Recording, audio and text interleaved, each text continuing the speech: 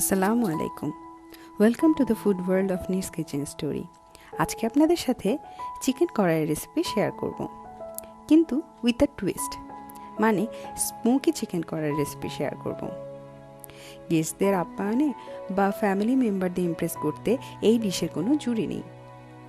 এই জন্য প্রথমে হাড়সহ ছোটো করে কাটা 750 গ্রাম চিকেনের পিস নিয়ে নিলাম। এর সাথে 1 চা চামচ আদা রসুন বাটা, আধা চা চামচ গোলমরিচের গুঁড়া ও স্বাদমতো লবণ দিয়ে 10 মিনিটের জন্য ম্যারিনেট করার জন্য রেখে দিয়েছি।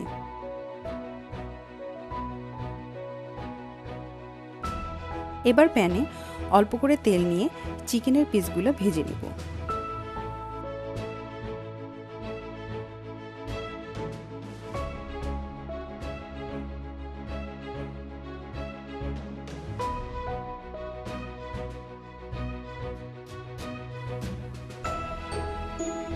এভাবে উল্টে পাল্টে ভাজতে আমার 4-5 মিনিটের মতো সময় লেগেছে। চিকেন পিসগুলা হালকা সোনালী কালার আসা পর্যন্ত ওয়েট করব।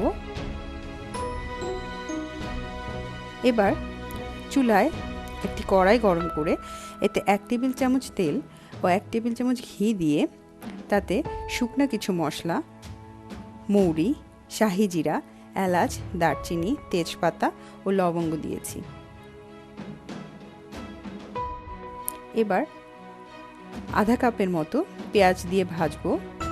পেঁয়াজে হালকা সোনালি রং আসা পর্যন্ত ওয়েট করব।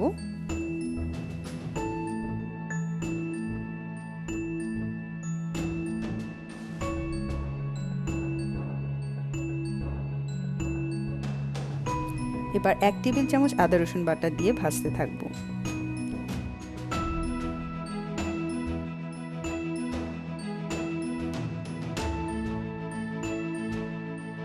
স্বাদ মতো লবণ দিয়ে নিলাম।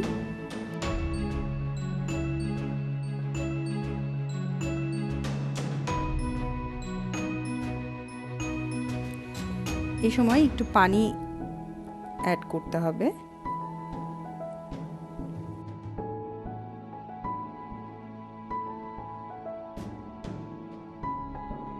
গোলমরিচের গুঁড়া দিতে হবে।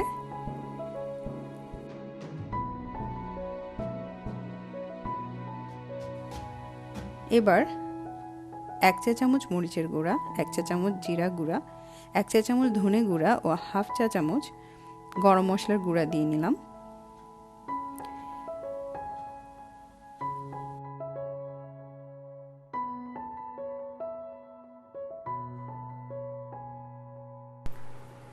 এখন 2 টেবিল চামচ দই অ্যাড করে নিচ্ছি।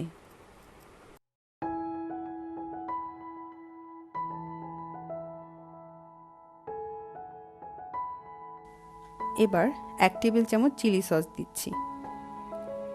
প্রয়োজন হলে একটু পানি অ্যাড করব।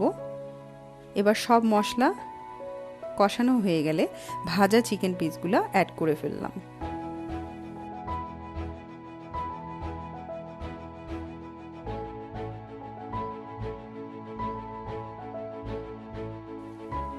এবার মিডিয়াম হিটে 2-3 মিনিটের মতো কষাবো।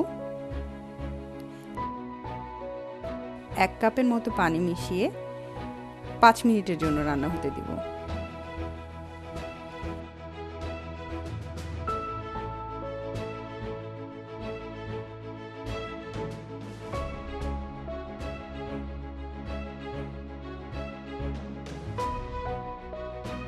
এবার কিউব করে রাখা ক্যাপসিকাম, টমেটো, পেঁয়াজ মেশাবো।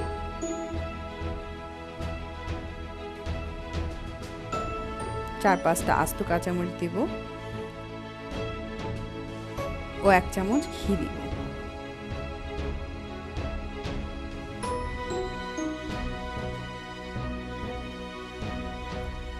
ভালোভাবে মিশিয়ে নিতে হবে।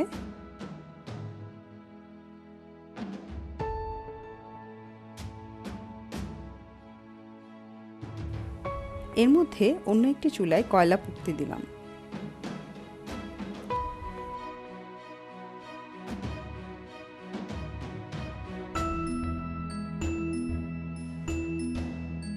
এবার 1 চা চামচের মতো চিনি দিলাম এবং ভালোভাবে মিশিয়ে চুলাটা বন্ধ করে দিব।